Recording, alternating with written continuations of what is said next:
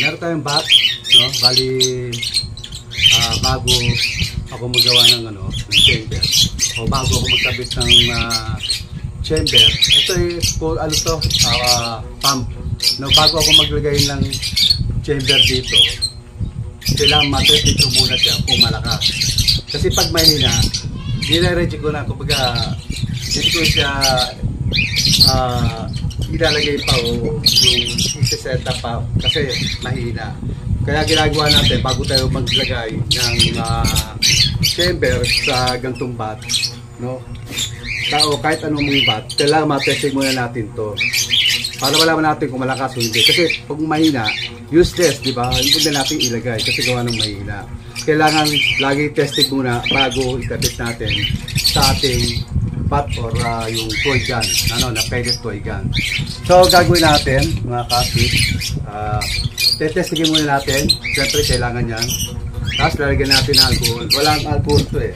So lalagyan natin ng alcohol yan. Ang puto may container tank siya. Ang container tank niya mga kapit nandito. Tapos yung container tank ko, yung rekta siya, nandito yung check pad natin. So lalagyan natin to. Ayan. Konti lang naman niya, konti na lang. Pero konti lang ilalagay natin. Ayan, meron pa konti lang naman maglagay eh. Kasi sa akin, sa base sa aking obserbasyon, pag kaunti, mas malakas. Pag marami, medyo hindi siya ganung accurate nung ganun kalakas. Kasi iba-iba tayo nung diskarte ng paggawa ng pump. Tapos, siyempre, meron tayo akong pang-testing dito kung saan kitchen lighter to. Tapos, kukonekta natin dito mga kapit. Ayan. Ayan. Kukonekta natin dito. Kasi kailangan bago po natin ikabit o i-install natin sa ating pellet toy gun o yung bat na kahoy, dapat testingin po muna natin. Kasi kung ilalagay po natin tapos mahina siya, sayang po yung ating yung pagod natin. Siyempre, ikakabit natin yung pala mahina siya. Kaya gagawin natin, bago na tayo mag-install o yung itipik natin sa toy gun, kailangan matesting po muna natin yung ating chamber, no? Lalagyan na natin ng alcohol. Kahit po sa butane, ganun po yung aking diskarte. No, hindi ko po agad ikinakasa o agad itinipix. Kailangan testingin muna, no, na hindi po nakakabit sa ating laruan o kaya sa bat. Sa tuloy tapos kukuha po tayo ng barrel na kusal para matesting natin yung lakas, no, yung putok niya mismo. Ikakabit po natin yan dito. Tapos papump po natin.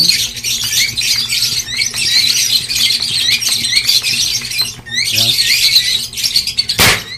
Yan po yan, nakapit. Malakas po yung putok niya. Yun, katulad daw, pumutok siya ng malakas. Ibig sabihin, maganda po yung ating setup ng ating bawat division. Ano po? Patuloy tayo. Siyempre, testingin po natin yan.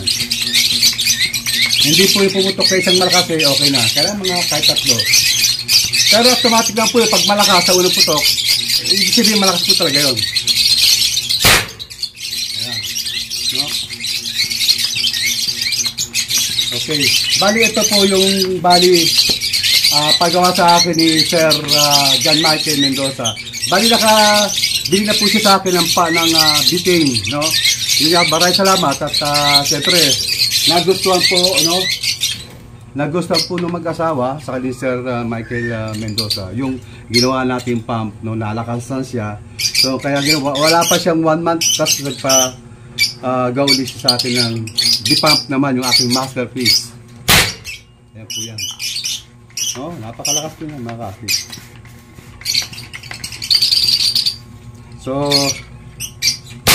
So pag ganyan po malakas na, ibig sabihin pwede na po siyang i-install dito, no? Dito rin po yan, lalagyan po natin ang tornilyo dito. Tapos saka natin ikakabit dito. Ano po? Ayan. Okay?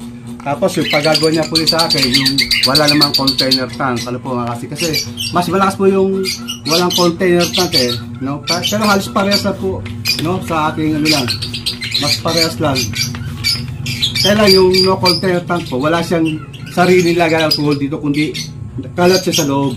Ano po? Tapos yung pump niya, nandito yung kanyang container, yung kanyang pinaka, yung check valve.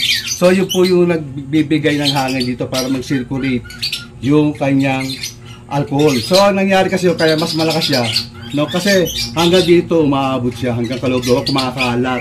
Di ba kalat, hindi ka pa yung ating ano, hanggang kalahati lang yung ata, hanggang kalahati lang po ata yung kanyang nalalagyan. Pero although kahit ganun, malakas naman po yan, no? Kita nyo, malakas po yan, no? Sumisikat tong ating ano, kasi nga apat na division, no? Sumisikat siya para umatas siya. Yan po yan.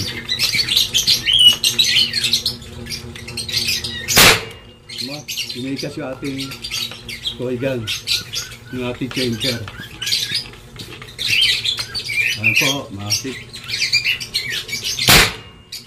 Gumagano'n siya sa sobrang lakas. No, kasi meron po tayong kanya-kanyang sikreto sa bawat division, lalo pag-pump. Sakit tayo sa konti lang yung nilalagay natin. Ano po, malakas agad siya. No? Tapos bukod doon, dati yung ginagawa natin, kapag napasobra, napapito, 6, mahina na putok, nalulunod. Ito po, kahit 10, 15 yung ipab nyo, hindi po siya magbabago, hindi hina. Kasi nga po yung ating nilagay na alcohol, kakaunti lang. Ano po, kahit siya maparami, walang problema. Kasi kaunti lang naman nilagay natin, kita nyo, binuusan natin, minati na po. Yan. Last mo yan, no? Kita yung unang gumagano siya, umiikas sa lakas. Hindi pa po namimintis yan.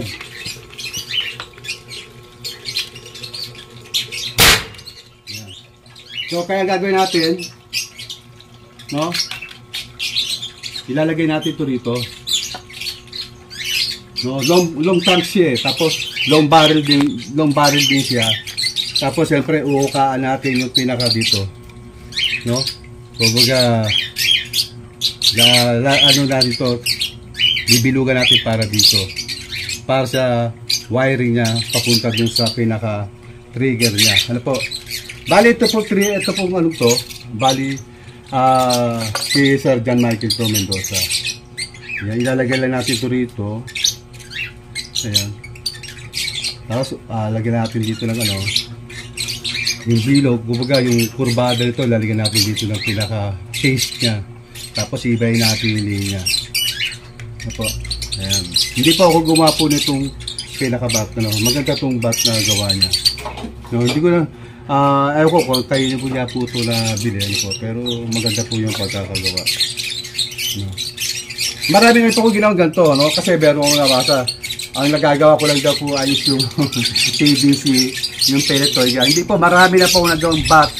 I-search nyo lang yung aking YouTube channel, Wallen Alex Kasi Vlog. Nakita nyo po na may ginagawa akong gantong bat na kung saan dimagas yung siya 30 rounds. Ano po? Siguro, katulad na siya sabi ko, siyempre mabaguhan. No? Hindi nila alam kasi gawa nga ng kumbaga, hindi siguro nila nasubaybayan yung aking gano'n. Pero meron po tayong nagawa na ganito. Dati kahoy po, no? Yung bat na ginagawa natin. Kaya lang, mabigat. Ano po? Kaya ginagawa ko, siyempre, kumbaga, maging ano na tayo, practical, no? Mas lalo po kasi ito, mabusisi gawin. Hindi ka pares po nung ginagawa natin yung mga pellet toy gun, na kung saan, tatanggalin natin yung release, napakadali po lang, tapos ikakabitin natin, pipitin natin, matibay naman. Practical lang po, siyempre. Bukod, may pera naman ako pambili ng mga toy dyan kaya wala namang problema ron. Ano po, makasip. Kumbaga para mapabilis yung proseso nung paggawa.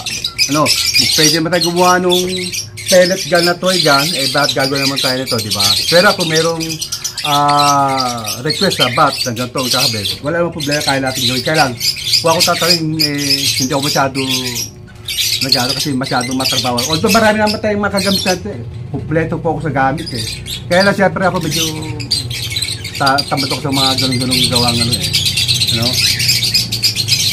No, gagawa naman kasi mabusisi po yung pagkakanal, yung pag ano rito. No? Kumpleto po tayo sa gabi dito, napakadali lang po ganyan. Kaya siyempre, practical tayo para kumbaga mabilis yung pagproseso. Ano po? Ayan, para sa ito, okay po siya, malakas. Ibig sabihin, pasado po sa sa ating pagtetesting. Okay po yan. Kasi malakas nga po siya eh. No, ayan po yan. Hindi po mamamalya yan mga kastig. Ayan. Malakas. So, yun lang mga kastig. Ayun, medyo ilang linggo tayo niya. Kaya napakarami po yung yung siyempre, may mga panahon kailangan makasama natin yung pamilya natin sa pagsasaya, pag-relax.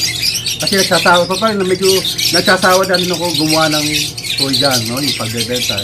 Kasi gawa ng, siyempre sa Tagalo 4 taon na rin ako gumagawa nito. Kumbaga, nakakasawa din. Ano po? So, kaya pasaysa na rin po. Ibig sabihin, pag ako sinabi kong sawa na, ibig sabihin, hindi ko papagbibigyan po yung mga nag-request na nagpapagawa sa atin yung mga bumibili. Wala po problema. Gagawin ko po yung mga request nyo. Kaya nga lang po siyempre, kailangan din po natin mag-relax. Tama po yung ating pamilya. Kasi ito yung panahon kung saan napakasarap po magpunta po sa mga yung resort o kaya yung paliguan. No? Siyempre, bibigyan natin ng time, panahon yung pamilya natin. Ayan po yan ang mga signo. Pero gagawa po ulit ako. No? Ayan. Kumbaga, tinasin ko lang siya. Wala na pagbabago napakalakas. Ang dami po nun, dami karga ko. Kaunti lang yung karga natin, pero tignan nyo, ilang putok na.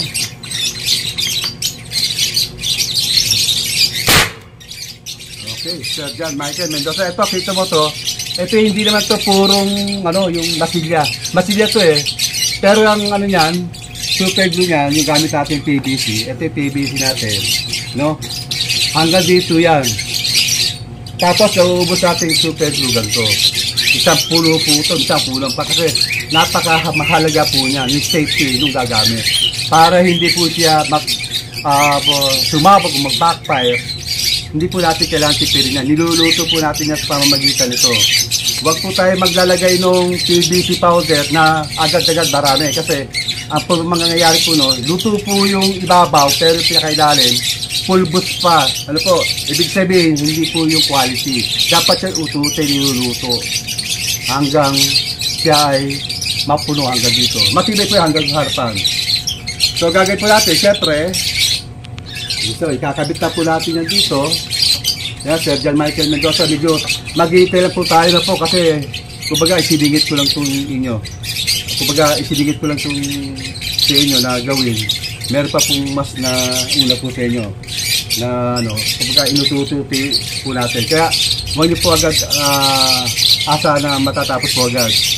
Pero ang mahalaga po nun, nauunti-unti po natin. Kasi meron pa rin po tayo mga order po na kung saan na mga kumbaga naka-pending pa, hindi pa po natin natatapos. Yan po. Ayan. Doon po sa mga nababanggit ko lang po yung mga pangalan ninyo doon sa mga nagpapagawa. Ayan po. At siyempre, papasalamat po ako sa malawak ninyong pangunaw. Kahit po medyo di katagalan din. Pero at least kahit po ganun katagal, magagawa at magagawa po natin yan mga kasig. Ano po? Maraming salamat po. God bless po sa inyo lahat mga kasig. At siyempre, ingat po tayo palagi sa lahat po. Sa pagpapirate, paglilibang natin, ingat po tayo palagi para maiwasan po natin yung pwedeng maging problema natin. So thank you po at God bless po sa ating lahat.